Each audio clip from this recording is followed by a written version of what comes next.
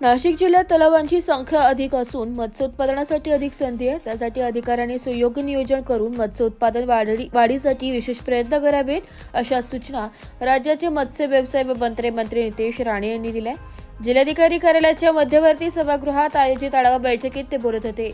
यावेळी अप्पर जिल्हाधिकारी हेमांगी पाटील, निवासी उपजिल्हाधिकारी रोहित कुमार राजपूत, मत्स्य व्यवसाय विभाग नाशिकचे प्रादेशिक आयुक्त नावी भादुले, सहाय्यक आयुक्त नाशिक किसन वाघमारे, सहाय्यक आयुक्त जळगाव अहिल्यानगर अतुल पाटील, प्रशासकीय अधिकारी अकु शेजूळ, मत्स्य व्यवसाय विकास अधिकारी नाशिक ऋषिकेश ठाकरे, मत्स्य व्यवसाय विकास अधिकारी अहिल्यानगर प्रतीक्षा पाटेकर, सहाय्यक मत्स्य व्यवसाय विकास अधिकारी असू गवई, अमित स्वामी यांच्यासह अधिकारी उपस्थित होते।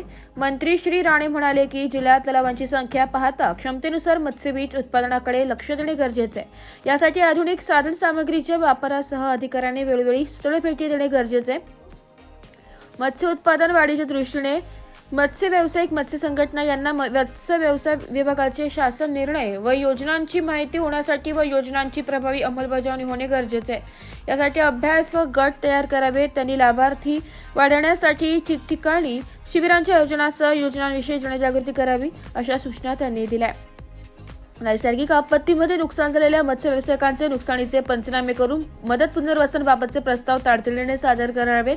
नाशिक शहरात सुसज्ज मच्छी बाजार उभारणीसाठी महापालिकेच्या समन्वयातून प्रस्ताव सादर करण्याच्या सूचनाही मंत्री श्री राणे यांनी बैठकीत दिल्या।